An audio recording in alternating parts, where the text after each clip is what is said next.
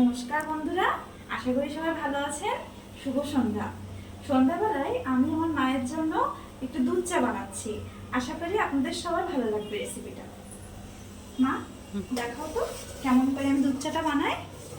প্রথমে আমি লাল চাটা পরিমাণ মতো জল দিয়ে ফুটিয়ে নিচ্ছি চিনি দিয়ে ভালোভাবে। তারপর আমি 3 কাপ পরিমাণ দুধ দিব।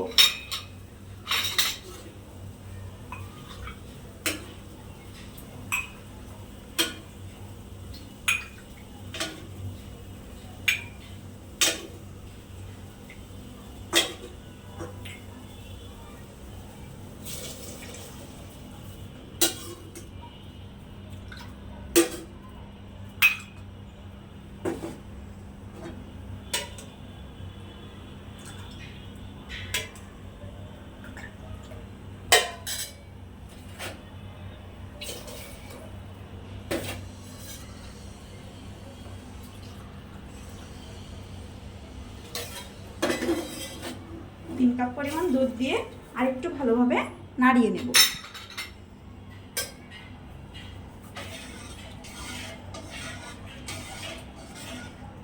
এবার ফ্লেমটা একটু হাই করে দেব, ফুটতে শুরু করবে।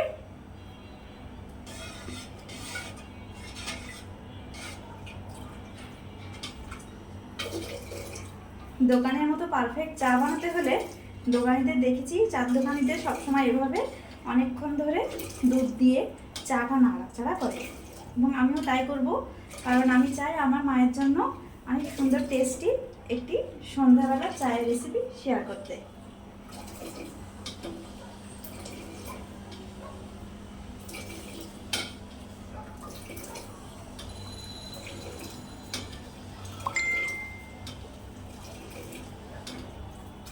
মা, আর কতক্ষণ লাগবে বলো তো? ভালোভাবে ফুটবে।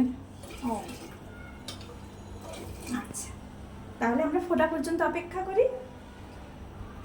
চা কিন্তু বন্ধুরা এখন বর্ষাকালে খুবই জনপ্রিয় একটা পানীয়, কারণ বর্ষার সময় আমরা ব্যালকনিতে বসে বর্ষা উপভোগ করি এবং 1 কাপ চায়ের সাথে, আর চায়ের সাথে আর কিছুই লাগে না যদি সেটা দুধ চা হয়। চা মানেই ভালোবাসা। একদম ঠিক বলেছো মা।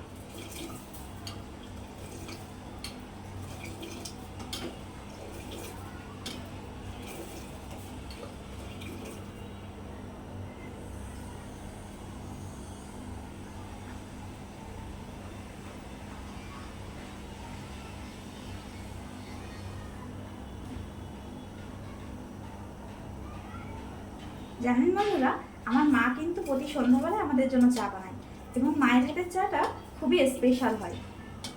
জানি না আমি মায়ের জন্য অতটা স্পেশালভাবে বানাতে পারবো কিনা, তবু আমি চেষ্টা করবো।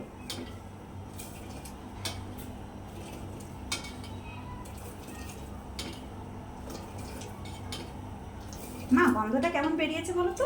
অনেক সুন্দর।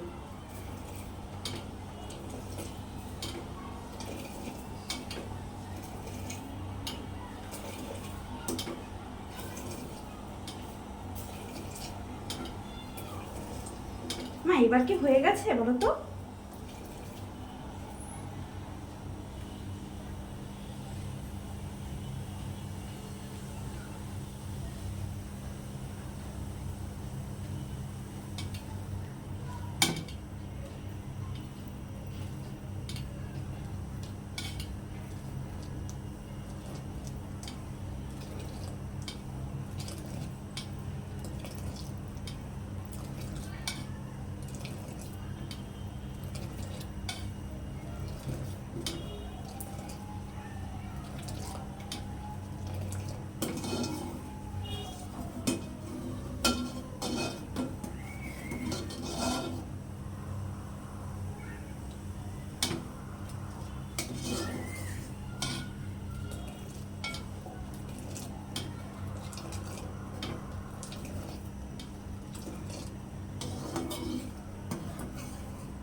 হ্যাঁ, হয়ে গেছে।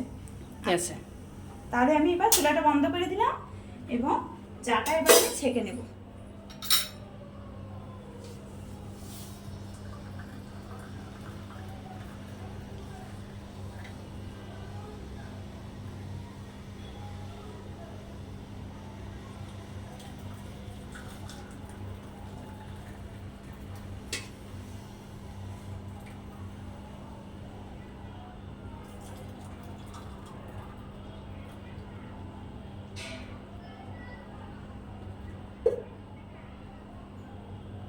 থাক, ওটা ওই হাঁড়ির ভিতরে দিয়ে দাও।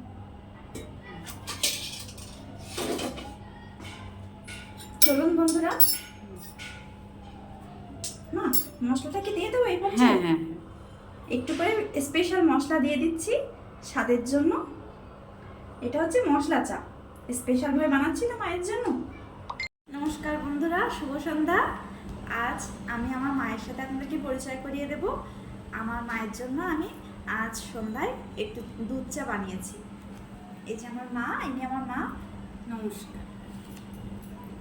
মা, তুমি দুধ চাটা খেয়ে বলো তো কেমন হয়েছে। আচ্ছা, দেখছি।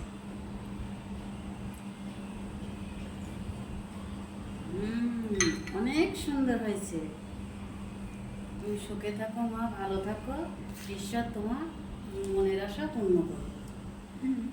তোমার আশীর্বাদ থাকলে নিশ্চয়ই তোমার মনের আশা পূরণ হবে এবং আমার মনের আশা পূরণ হবে মা। নমস্কার বন্ধুরা, আজকে এই পর্যন্তই।